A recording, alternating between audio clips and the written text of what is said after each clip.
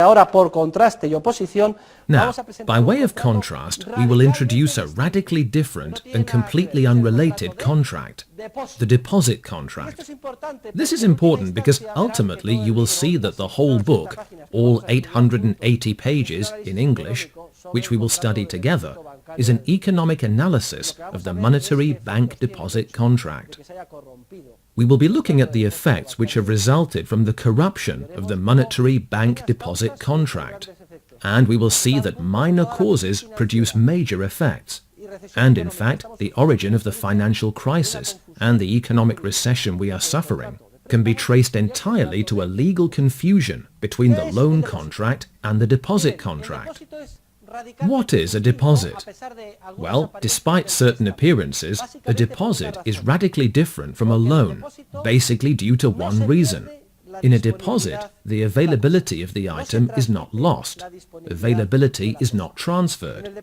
In a deposit, the depositor hands a thing over, and the depository receives it, but with particular instructions.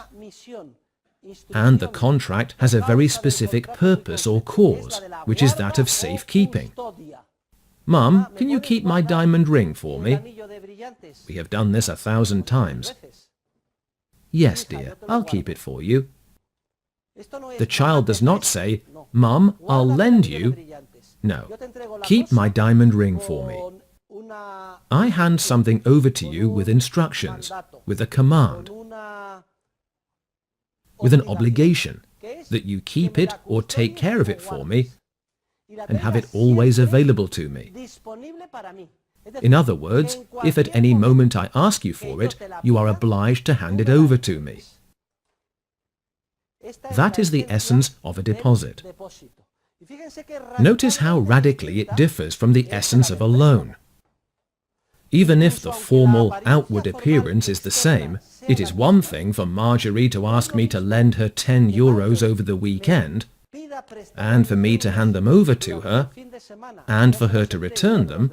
I am not going to charge Marjorie interest, since I am her professor, and the loan is only for the weekend, but I should. And it is quite another thing for me to hand her the 10 euros and tell her, Marjorie, please keep these 10 euros for me, because I'm going to give a lecture now, and I'm very absent-minded. I'm sure to misplace my wallet and end up with no money and no way to get home. Hold the money for me, and at some time during the day or night I will ask you for it. That is a deposit contract.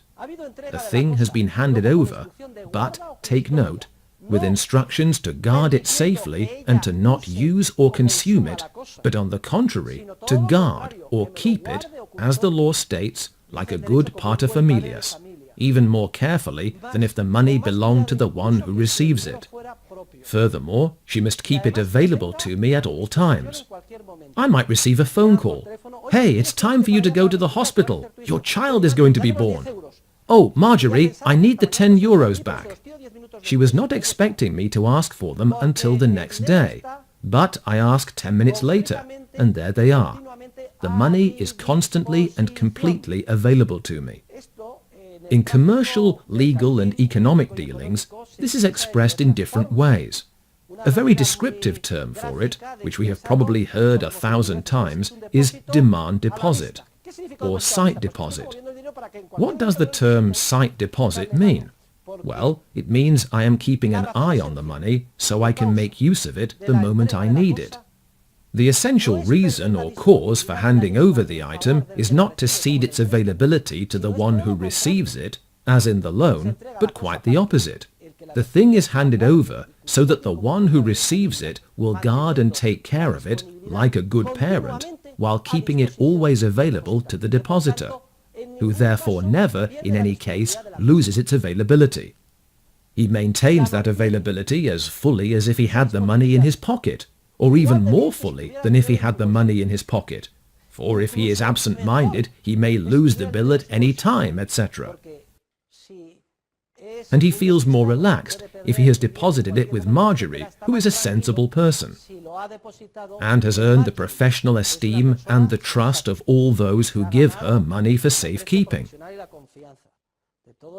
Sometimes my young children are given money. and they know very well they are absent-minded. Ya saben que son unos They are despistados, 8 and 10 years old. ¿Qué pasa? So what happens? Well, when their pants come out of the washing machine, there is also a soaking wet, faded bill. They have forgotten it, or they lose it, and they themselves are aware that they are forgetful. Hey, Dad, will you keep my 10 euros for me? The child is not saying, here, Dad, I'll lend you 10 euros, spend it. No, keep my 10 euros for me. And it gives the child peace of mind to know that one of the people she trusts most, her mother or her father, is keeping her 10 euros for her. This is another clear case of a deposit. Deposits can be made of specific things and also of fungible goods. Let us consider an example. Someone who owns a valuable Van Gogh painting and is terribly worried about having it at home. The painting is worth several millions of euros. It could be stolen. So he deposits it with an institution, the Thyssen Museum, for instance. There are many reasons for doing so. Among others, the museum has a security system. It has insurance, and the museum building is equipped with all the latest systems for controlling the humidity of the environment, etc., so that the painting is not damaged. I'll deposit it with the museum, so that whenever I ask for it, I can get it back. That is a deposit of a specific thing. An item is deposited so that it remains available to the depositor at all times. And the depository must keep it and safeguard it like a good paterfamilias or a professional depository, so that whenever the depositor asks for it, it is returned to him. That is the case of a deposit of a specific thing.